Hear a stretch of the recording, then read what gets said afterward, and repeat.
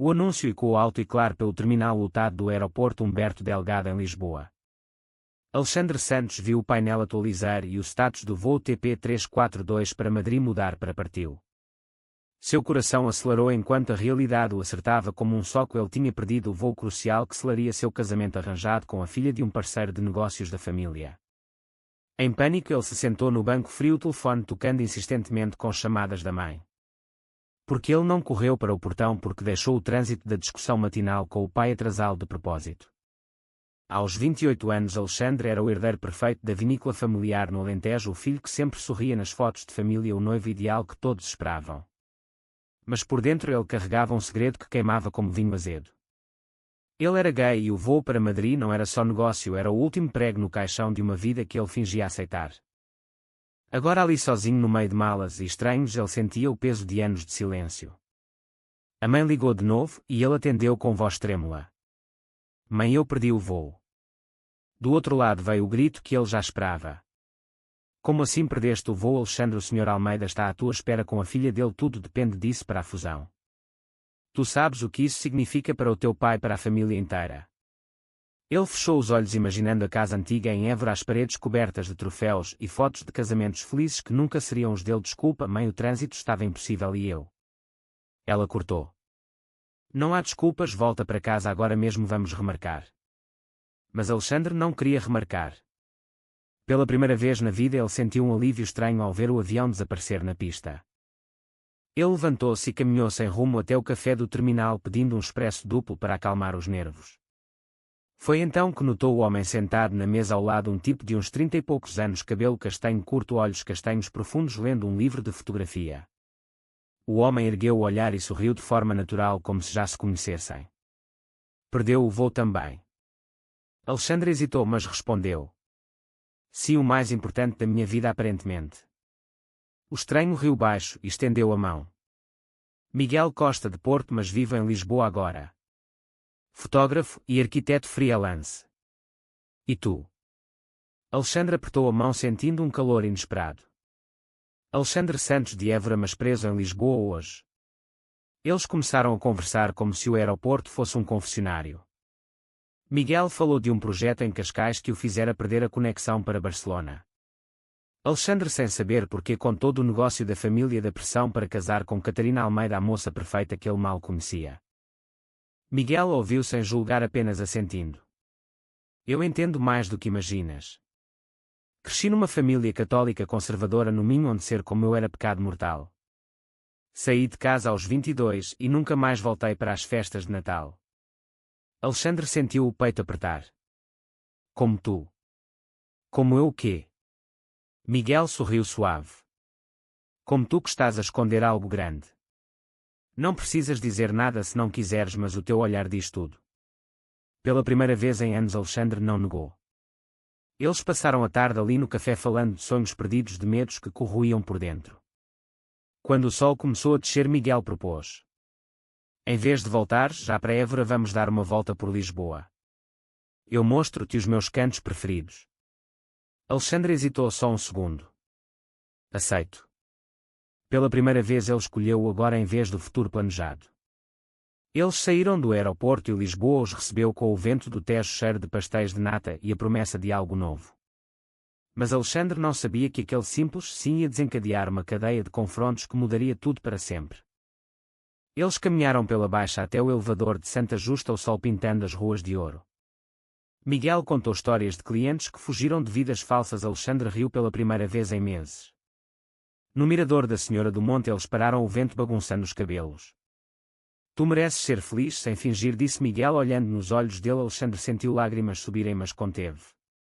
O meu pai morreria de desgosto. A vinícola é tudo para ele. Eu sou o único filho. Miguel tocou o braço dele leve. E tu o que és para ti mesmo? A pergunta ficou no ar enquanto o sol se punha. Naquela noite Alexandre dormiu no sofá da casa pequena de Miguel em Alfama, sem tocar em nada, só conversando até de madrugada. Pela manhã o telefone tocou de novo, a mãe furiosa. Onde estás, filho? Teu pai está a ter um ataque. Vem para casa agora. Ele olhou para Miguel, que preparava café na cozinha. E tomou a decisão que marcaria o início da tormenta. Não vou já, mãe, preciso de tempo. Desligou e soube que a guerra tinha começado. A viagem de comboio até Évora pareceu eterna. Alexandre segurava o bilhete como se fosse uma sentença. Miguel tinha insistido em acompanhá-lo até à estação. Liga-me quando quiseres, disse ele, abraçando o amigo novo com força. Alexandre sentiu o cheiro de colónia fresca e algo mais profundo, uma segurança que nunca conhecera. Em Évora, a casa da família o esperava como um tribunal. O pai António Mendes, patriarca da vinícola, estava na sala de jantar com mapas de terras espalhados. A mãe Maria limpava as mãos no avental, os olhos vermelhos de choro. Como pudeste fazer isto à família? Berrou o pai mal ele entrou. O Sr. Almeida cancelou tudo por tua causa. A Catarina está humilhada.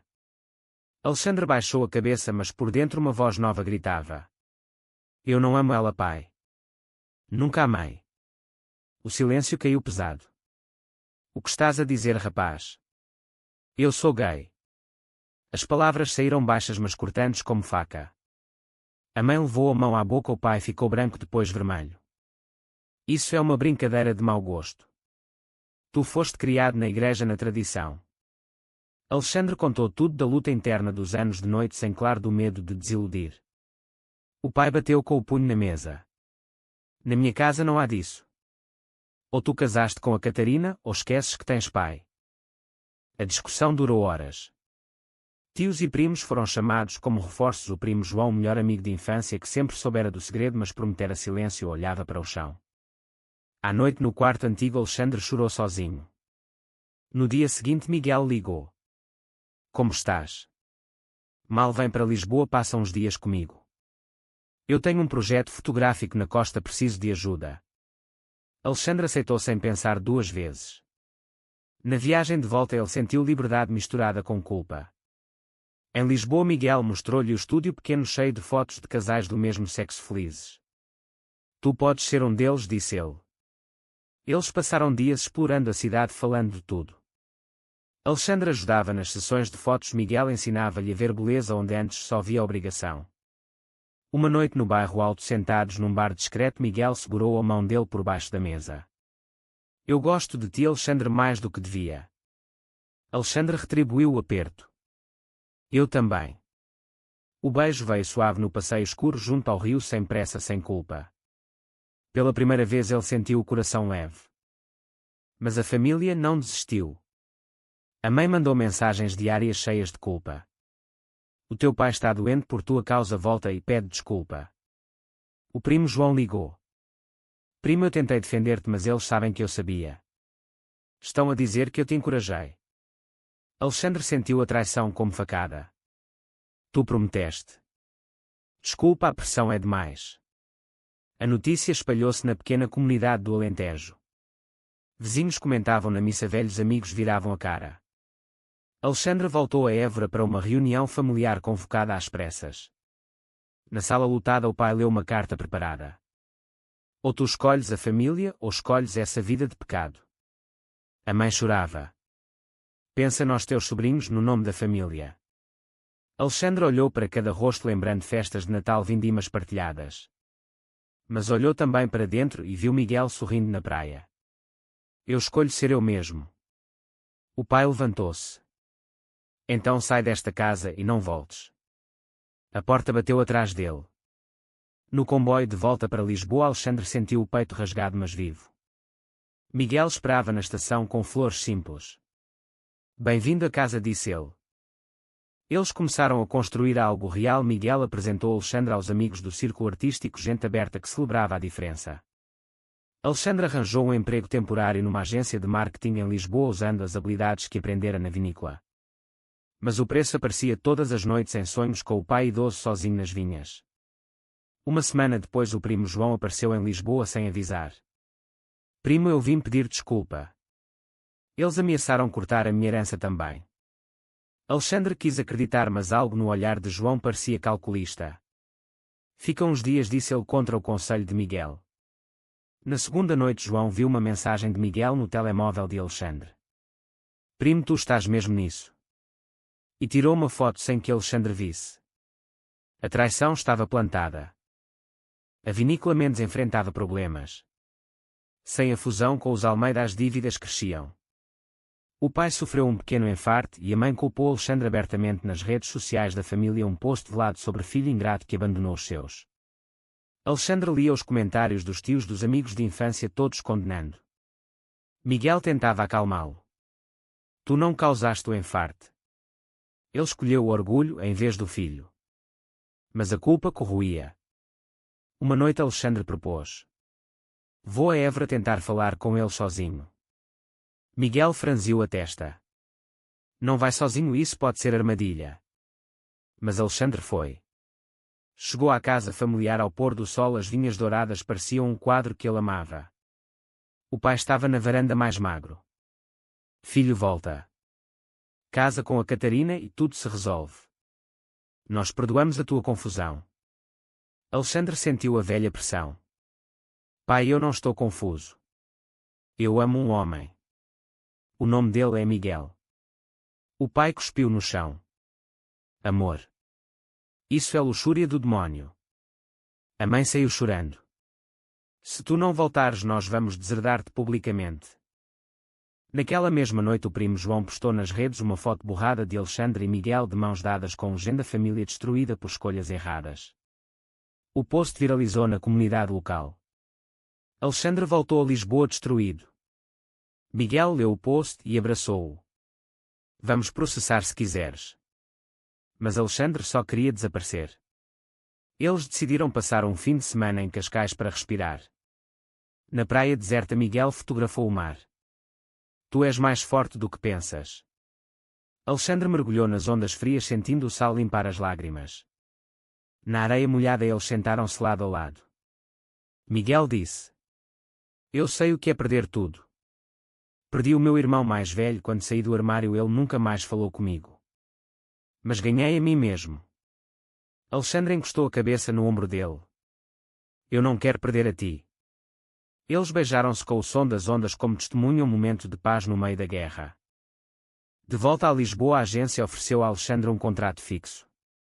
Ele aceitou, mas o telefone não parava. Tios ligavam ameaçando processos por danos à imagem da família. Um dia o pai apareceu sem avisar no estúdio de Miguel. O velho olhou para as fotos nas paredes, depois para o filho. Tu trocaste tudo isto por ele. Alexandre endireitou-se. Não troquei. Eu escolhi viver. O pai deixou um envelope com documentos da vinícola. Assina a renúncia à herança e nunca mais apareças. Miguel ficou ao lado em silêncio, apoio silencioso. Alexandre assinou com mão firme, mas o coração sangrou. Quando o pai saiu, Miguel disse. Agora começa o verdadeiro começo. Mas a traição do primo não parou. João enviou uma carta anónima à empresa de Alexandre contando o passado e sugerindo instabilidade emocional. O chefe chamou Alexandre para uma conversa. Estamos a receber queixas. Alexandre defendeu-se com fatos. Eu sou bom no que faço. O chefe assentiu, mas o aviso ficou. Naquela noite em casa Miguel cozinhou bacalhau à brasa, o prato favorito. Eles comeram rindo de histórias leves, mas a sombra pairava. Alexandre acordou de madrugada com pesadelo, o pai caindo nas vinhas. Miguel abraçou-o. Vamos enfrentar juntos. Os meses seguintes foram uma montanha russa. A vinícola Mendes quase faliu sem a fusão, mas milagrosamente um investidor novo apareceu, um amigo distante que soubera da história e quis ajudar sem condições. O pai aceitou, mas nunca mencionou o filho. Alexandre subiu na agência ganhando um projeto grande de campanha turística para o Alentejo, ironicamente. Ele recusou o crédito público para não ferir mais a família. Miguel expôs uma série de fotos chamada Sombras e Luz, retratos de pessoas LGBT em Portugal, histórias de luta e vitória. A exposição foi sucesso, mas trouxe ameaças anónimas. Uma noite, voltando do vernissage, eles encontraram a porta do apartamento arrombada, nada roubado, só uma mensagem na parede com spray família primeiro. Miguel chamou a polícia, mas o caso ficou sem solução. Alexandre soube no fundo que era obra do primo ou de alguém do círculo antigo. Eles decidiram mudar-se para um apartamento maior em Belém com vista para o mosteiro. Lá criaram rotinas pequenas, felicidade no café da manhã, caminhadas ao domingo. Mas a pressão interna de Alexandre não parava. Ele sonhava com a mãe sozinha na cozinha. Um dia decidiu escrever-lhe uma carta longa explicando todo o amor por Miguel, a dor da escolha, o desejo de reconciliação sem condições. Enviou por correio registado. A resposta veio 2 semanas depois, um envelope com a carta rasgada e uma nota curta do pai. Não escrevas mais. A mãe ligou em segredo uma noite. Filho, eu sinto saudades, mas o teu pai. Alexandre chorou ao telefone. Eu também, mãe. Mas não vou voltar atrás. Ela desligou chorando.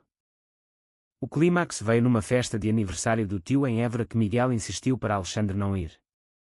Mas ele foi sozinho, querendo fechar o ciclo. Na sala cheia de familiares, o primo João bêbado levantou-se. Aqui está o traidor que destruiu a nossa família. Todos olharam. Alexandre enfrentou o olhar de cada um. Eu não destruí nada. Eu só parei de mentir. O pai entrou apoiado numa bengala. Sai da minha casa.